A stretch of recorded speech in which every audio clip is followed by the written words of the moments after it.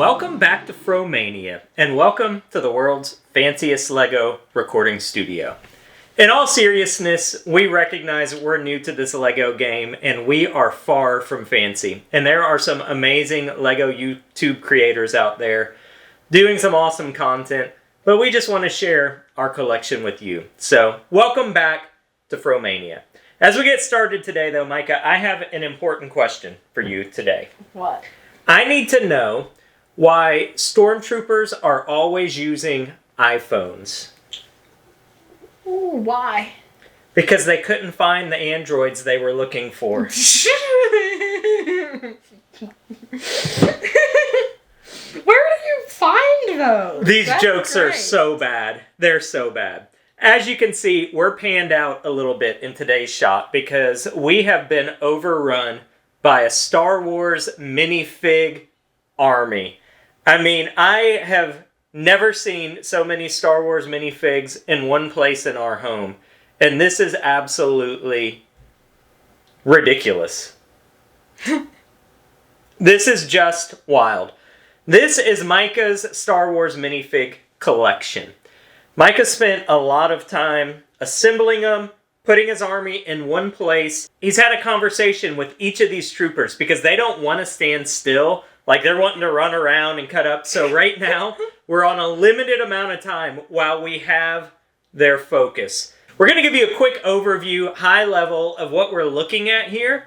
And then, Micah, we're going to narrow it down. And I want to hear about your top 10 minifigs in this collection. Okay. So, real quickly here, let's talk about what we're looking at. This base plate here in the back. This is just kind of scoundrelly, unaffiliated. They're not Empire, Republic, that sort of a deal. So we've got Mandos, and then just some Rigamori. So these guys are in the back because they cannot be trusted, is what you're saying. It's the seedy underside.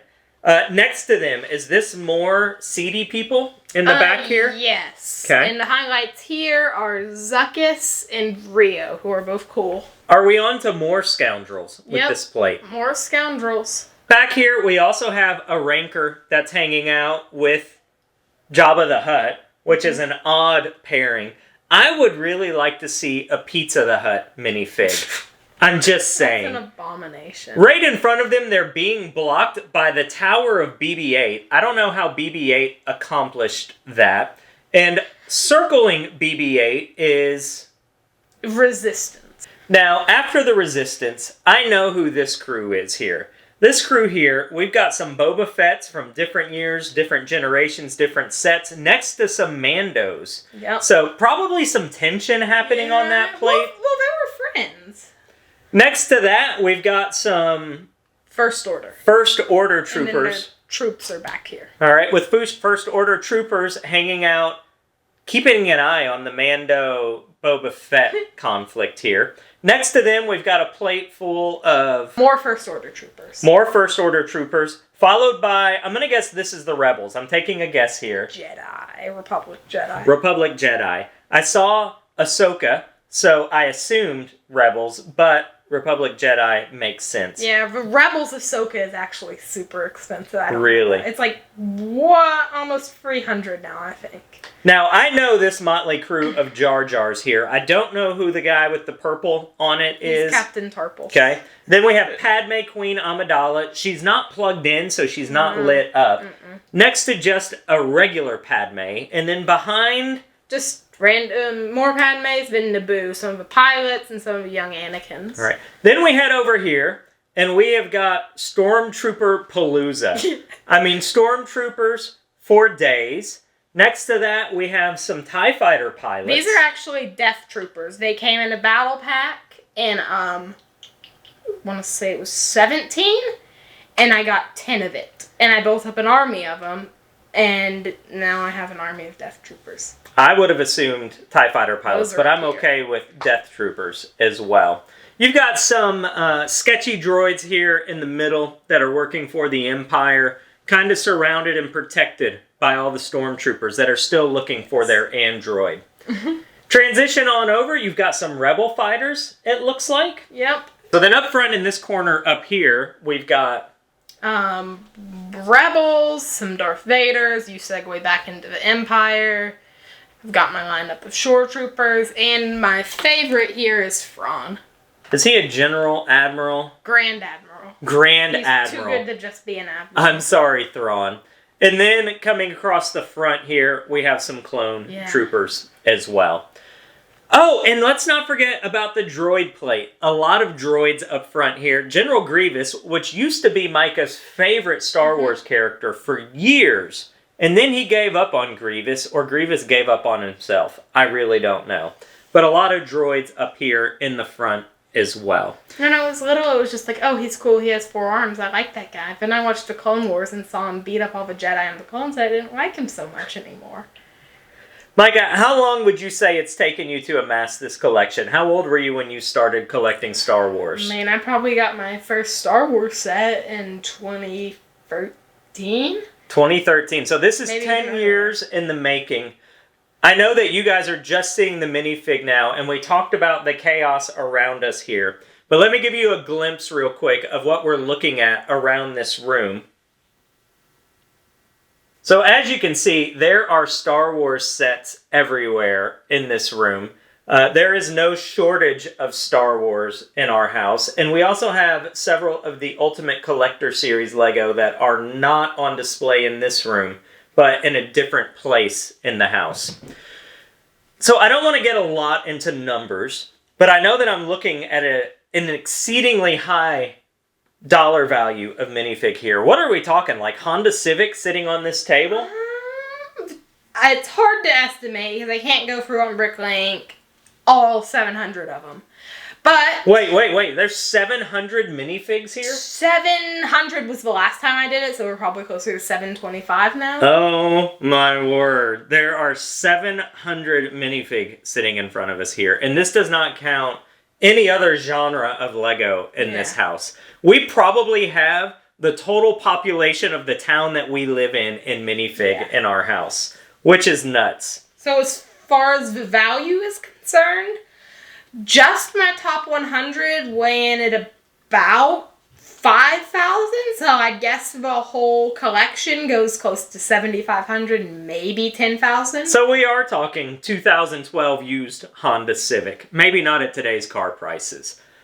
But that is a significant investment sitting here. People that say that Lego is not a good financial investment, on the front end, it doesn't seem like it because it's a bottomless pit of outflow.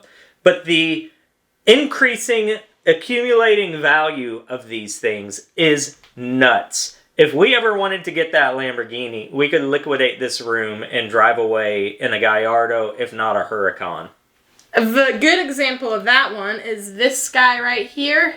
It's the Jango Fett minifigure with the angry head. Came in a $100 set back in 2017, and now he alone sells for $200 if he's in good condition.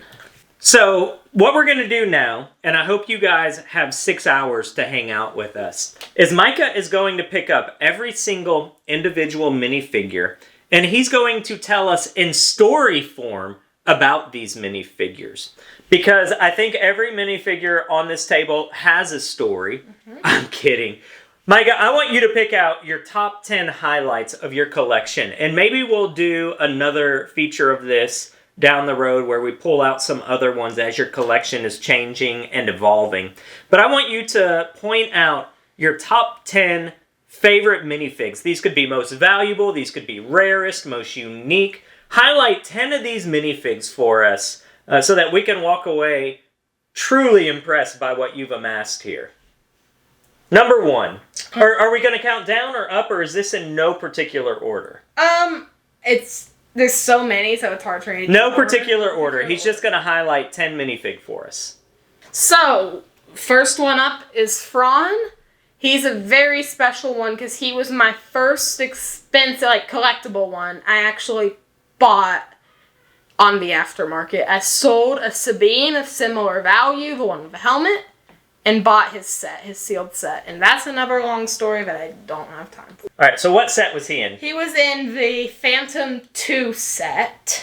Awesome. I remember the story of getting him, and maybe we should do a video on that in the future.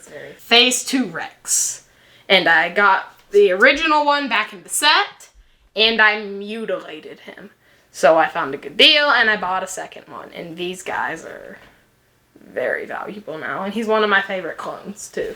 One of the things that you used to do when you were younger is modify your minifigs and abuse them. About it. And the amount of markered and mutilated minifig in our collection is astounding. I think most of these are clean examples. Yeah, there's a couple that snuck in, but yeah, these are all.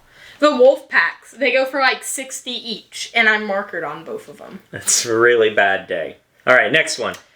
These are going to be a 2-in-1. Commander Wolffe and his Wolffe pack trooper. I wound up selling some old Bionicle sets and had enough money to get him. And he's one of my favorite clones. Is there anything rare or special about him? Yes. He only came in one set. Him and his trooper were both exclusive to Republic Attack Frigate in 2011. Wolffe goes for like 150 in good condition. The other guy goes for like 70. And he actually completed my set of the Phase 1 clone commanders. I have all of the Phase 1 commanders, which is very fun. Gonna have to go the Queen Amidala. She's one of my favorites because it's so unique, not like anything else. And the story and the cut finger behind it is kind of a fun story history to have with it as well. If you've not seen the Queen Amidala Gungan sub story that we shared, go back a couple of videos and you'll learn a little bit more about this Queen Amidala figure and why it now has special meaning within our family. Boba Fett. I got him in a UCS Slave 1 set on eBay in February. And I really wanted the Cloud City one, but $1,500 was a bit steep. So I settled for the modern one that's like a tenth of that, and he's cooler. Not a Cloud City Boba Fett, but still a special Boba Fett. And also honorable mention, I've got the classic one that's just Cloud City Boba Fett without the printed arms and legs, basically. That's like original Boba Fett, and he's very cool. This guy. There's no super special story behind him. I just really, really like him. What is he? He's a Kashyyyk scout trooper from, it was 2005 or 6 Clone Turbo Tank set. Same year. Semi-similar clone, 442nd Trooper, and if you want to hear his story, you can watch our Phantom Menace versus Dumb and Dumber review. Ah, okay. So he is in our mock build, Phantom Menace versus Dumb and Dumber. All right, who have you got next for us? I'm saving some of the best for last here. And this is the thing that makes the whole collection truly unique and stand out. And it's my misprinted Airborne Trooper. I found him, I think it was July 22nd on a Saturday, right before we were going to an Ed Sheeran concert. And we got him back when the set came out in 2014. And I somehow managed to not notice it, and when I finally set about sorting through my bins, I was like, what in the world is that? And the helmet print struck on the back side of the helmet. So some of us remember the day our first child was born. Some of us remember exactly the day when we find our reverse print Clone Trooper helmet. I only found one guy, another YouTuber who has that one, and he appraised it at like $1,300. That's wild. I would keep an eye on that one in the middle of the night because I've got some bills to pay. Oh, I will. Ooh, these are one of my favorites. The TIE Fighter pilots with the arm printing. When the TIE Fighter set came out, in 2015, I was pulling up pictures of him. I had to have him. And then I go on Bricklink, and he was going like $70. No way, because that was before I was into paying a lot to get collectible ones. So I just waited. And then we were in a bargain hunt, and they had the UCS TIE Fighter for like $96. Built it for my birthday, and then for Christmas, I think you guys ordered me another on Bricklink, and now I've got 2, and they go for $50 a pop. That's amazing. Cool. Final one. I mean, hopefully you're going to call out the guy in his Christmas sweater because he would be one of my favorites. Before I do the final one, I want to give an honorable mention to one who I really love but just missed the list. Is the the Tactical Droid. And I got him at Bricks and Minifigs. I had a little case of figures with me that I was going to trade with. I saw him get put into the case.